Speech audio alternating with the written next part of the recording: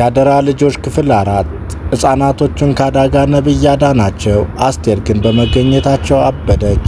ሰላም የጨጨው ቻናል ተከታታዮች ሰላማችሁ ባላችሁበት ይብዛ። ለቻናሉ አዲስ የሆናችሁ ሰብስክራይብ በማድረግ ቤተሰብ ይሁኑ። ሕፃናቶቹ ከጠፉበት መጠጊያ አጥተው እየተጨነቁ ቀኑ እየመሸባቸው ግራ ሲገባቸው ሲከር ሊጠልፋቸው ሲል ነብይ ደርሶ አተረፋቸው። ቀጥሎም ኢንስፔክተር በመድረስ ልጆቹን አጽናንተው ከተደቀነባቸው አደጋ አትርፈው ወደ ቤት መለሷቸው። ዘቢብ በደስታ ተስማቸዋለች። አስቴር ግን ተንኮሏ ስላልተሳካ ሕፃናቶቹን ወደ ቤት ግቡ፣ ከዚህ አታፍጡብኝ አለች። እሺ ነብይ ና አንተም ግባ አለች ሄርሞን። አስቴር የት ነው የሚገባ? ከዚህ ከተከበረ ቤት የማንም ውዳቂ አይገባም እያለች ነብይን ታዋርደዋለች። ያን ጊዜ ትግስቱ ያለቀው ነብይ የአስቴርን አንገት አንቆ ከነዚህ ሕፃናት ላይ እጅሽን አንሺ እያለ አስፈራራት። ልቀቀኝ፣ ለሰው ልጅ 3 መሰረታዊ ነገሮች ያስፈልጉታል፣ አንተ ግን አንዱም የለህም እያለች ታሳቅቀዋለች። እሱ ግን አይኔን ካንቺ ላይ አላነሳም እያለ አንገቷን ይለቃታል። ሕፃናቶቹ ይቅርታ ይጠያየቃሉ። በእኔ ምክንያት የሁለታችንን ሕይወት አደጋ ላይ ጥዬ ነበር ትላለች ትልቋ። ኃላፊነት ተሰምቷት ትንሿ እንቅልፌ መጥቷል ትላለች። ተኚ፣ አልተኛም፣ ለምን ይባባላሉ። ስተኛ እናትና አባቴ እያቀፉኝ ስነቃ የሉም ትላለች። ህልም እንዴት ውሸት ይሆናል? ሳልተኛ ልጠብቃቸው ትላለች ትንሿ ሕፃን። ህልም ይዋሻል እንዴ? ማታ አይቻቸው ጧት የሉም ትላለች። ትልቋ ደግሞ ታለቅሳለች። ትንሿ ይቅርታ አስለቀስኩሽ አይደል? ጥፋተኝነት ተሰምቷት አይ ነይንተኛ ተባብለው ተኙ። ትልቋ ሕፃን ግን ሊተኛት አልቻለም። ተነስታ የወላጆቿን ፎቶ በማየት በትውስታ ጭልጥ እያለች አክስቲቱ ተነስታ ምን እያደረግሽ ነው ትላታለች። የሆነውን ትነግራታለች። ታያቸው ነፍሳቸው በሰላም ትረፍ በማለት ሞታቸውም ለሕፃኗ በጭካኔ ተሞልታ ትነግራታለች። ልጅቱም የዋዛ አይደለችም። አክስቴ በማለት ጮክ ብላ አልሞቱም በማለት ትመልስላታለች። ልትመታት ትሞክራለች። ምንም ጥፋት ሳላጠፋ ልትመችኝ አትችይም ትላለች። ነገ ልታጠፊ ትችያለሽ፣ ለዛ ቀብድ ነው እያለች ግን ለምንድን ነው የምትጠይኝ አለቻት። ያቺ ሰይጣን የሆነች እናትሽን ስለምታስታውሽኝ እናቴ ሰይጣን ከተባለች አንቺ ምን ልትባይ ነው ብላ ትጠይቃታለች። አስቴር ግን ሕፃኗን አንቃ ልትገላት ጉሮሮዋን ይዛ ታሰቃያታለች። በእናንተ ምክንያት የፖሊሶች አይን ከኔ ላይ ነው አለች አስቴር። አይመስለኝም፣ በራስሽ ጥፋት ነው ትላታለች ሕፃኗ። ከዚህ ውጭ ብላ አባረጀቻት። በራም ወጣች። የሲከር የጤና ሁኔታ እንድትከታተል ነግሬህ ነበር በማለት በስልክ ትጠይቃለች። ሲከር ከዘላበደ አለቀልን በማለት ስጋቷን ትናገራለች። አስቴር ከእንቅልፏ ዘቢብን ትጣራለች፣ ግን የለችም። ሕፃናቶቹ ክፍል ስትሄድም ሄርሞን የለችም። አብጌል እህቴስ ብላ ትጠይቃለች። እንደነማየ ጠፍታ ነው አለች። አስቴር ግን ለዛች ሕፃን ሙታም ሊሆን ይችላል ትላታለች። ሄርሞን እኔን ትታኝ የትም አትሄድም ትላለች በተስፋ ትንሿ አብጌል። አስቴር ግን ተዛዝላችሁ ላትመለሱ በሄዳችሁ ትላለች በክፋት ተሞልታ። ሕፃኗን ስትነሳ እዛው ሁኝ እያለች እያስፈራራቻት። ሄርሞንና ዘቢብ ከነብይ ጋር በመሆን ያፋልጉኝ በሌሊቱ ተነስተው በየቦታው እየለጠፉ ነው። ሄርሞን አንተና ዘቢብን ባትኖሩ ምን እንሆን ነበር ትላለች። እርዳታቸውን አብዝታ እያመሰገነች በሕፃን አንደበቷ። ነብይ ለሕፃኗ እምነታችን እንደ ገበሬ ይሁን በማለት ተስፋ ይሰጣታል። ገበሬ ዘሩን መሬት ላይ በትኖ እግዚአብሔርን ተማምኖ ፍሬውን በመጨረሻ ይሰበስባል እያለ አስቴር ግራ ገብቷት እየፈለገቻቸው ነው። ስልክም ደውላ ስታጣራ ያፋልጉኝ መለጠፉን ትሰማለች። እሷም የተለጠፉትን በሙሉ እንዲነሱ አዘዘች። ሄርሞን ተመልሳ ወደ ቤት ወደ እህቷ መጣች። ሕፃኗ እያለቀሰች ስታገኛት ጠየቀቻት። አክስቴ ካልጋው ጋር አጋጨችኝ፣ አባቴ ቢኖር ይቆጣት ነበር ትላለች። እኔ አለውልሽ ትላለች ደግሞ ትልቋ። የጠፋሽ መስሎኝ እንደነናቴ ትላለች ትንሿ። እኔ አንቺን ትቼ የትም አልሄድም እሺ። አክስቲቱ ዘላ ወደ መኝታቸው ክፍል በመግባት አንቺ ምርጥ የት አባሽ ነው የሄድሽው? ትናንት ጎዳና ለጎዳና እየዞራችሁ ከሰው ጥርስ አስገባችሁ አለች በንዴት። ሄርሞን ግን በመጥፋታችን ያልተጨነቀ ሰው ቢኖር አንቺ ብቻ ነሽ፣ ፈጣሪ ግን እንደ ሰው አይደለም አክስቴ ትላታለች። በዚህ የተናደደችው አስቴር ልጅቷን ወደ ሳሎን እየጎተተች ጥጋብሽን እንዴት እንደማበርድልሽ አሳይሻለሁ እያለቻት ነው። ትንሿንም እንዳትመጭ እያለች ወሰደቻት።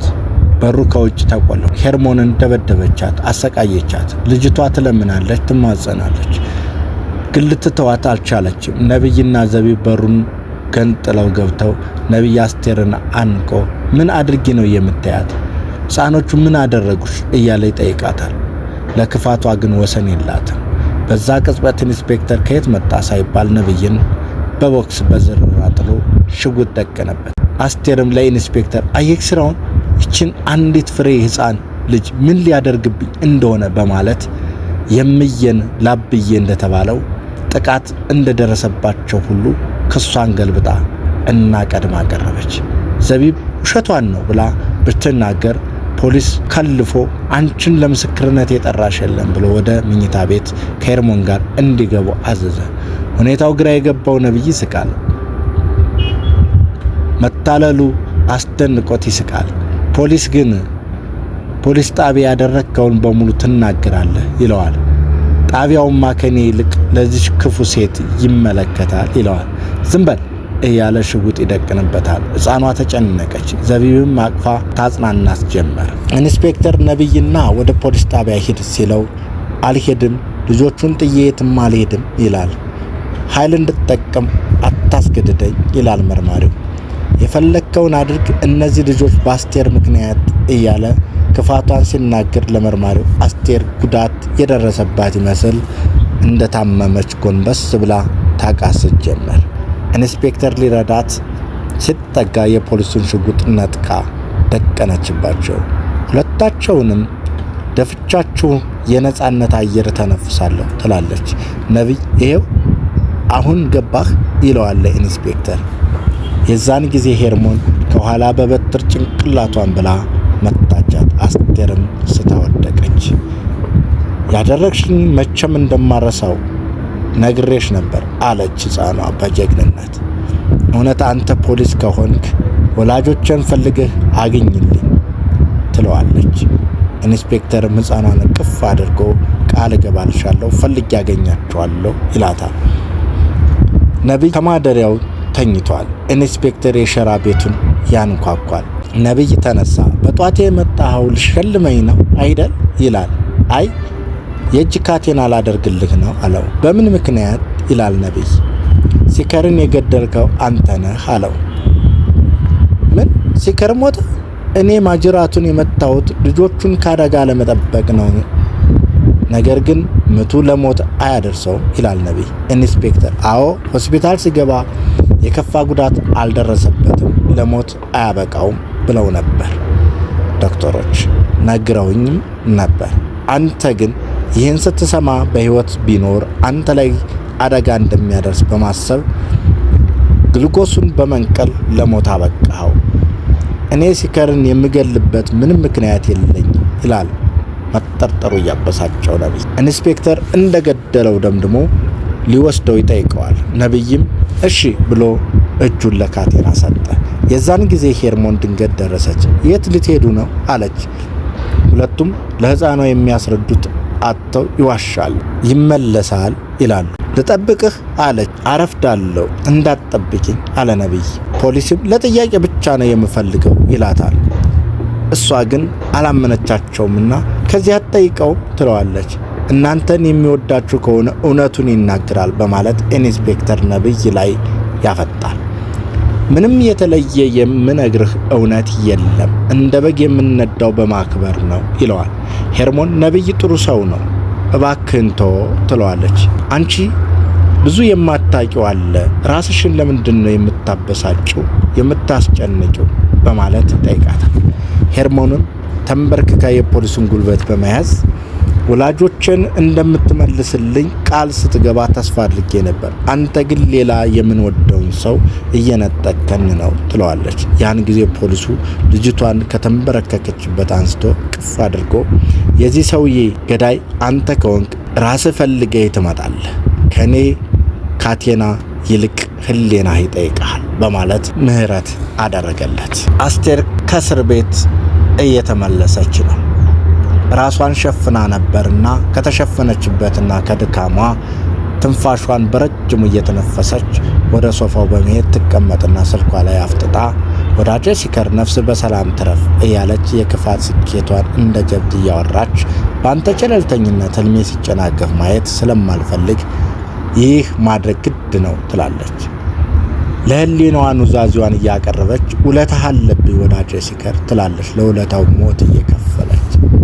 ሄርሞን ከቤት አስቴርን ስታገኛት ተገረመች። ቆይ እንዴት መጣሽ አለቻት አክስቷን። ከዚህ በፊት ወደ ኋላ ፈክፍኬ እድሉን ለእናት ሰጥቻት የቆጨኝ ነበር፣ አሁን ግን ያንን ስህተቴን ባንቺ አልደግመውም ትላለች አስቴር። የሚያሸንፈው ጥንካሬ ብቻ አይደለም እውነት እንጂ፣ ይህ እውነት ደግሞ ካንቺ ጋር የለም አክስቴ ትላለች። መልስ ያጣቸው አክስት የተፈጠረው ለአንድ ሰው ብትናገሪ ምላስሽን ነው የሚቆርጠው እያለች ባረረቻት። ልጅቷም ወደ ክፍሏ ገባች። አስቴርም ንግስቲቱ ወደ ዙፋን ተመልሳለች በማለት ራሷን ሹማለች። ኢንስፔክተር ድንገት መጣ። አስቴር ስታየው ደነገጠች። አትደንግጭ፣ ከስር መፈታትሽ ደስ እንዳለኝ ልነግርሽ ነው የመጣሁት ይላል። አለቃህን አመስግንልኝ። አቤት፣ በሱ ቸርነት ነው ከዚህ የተገኘሁት።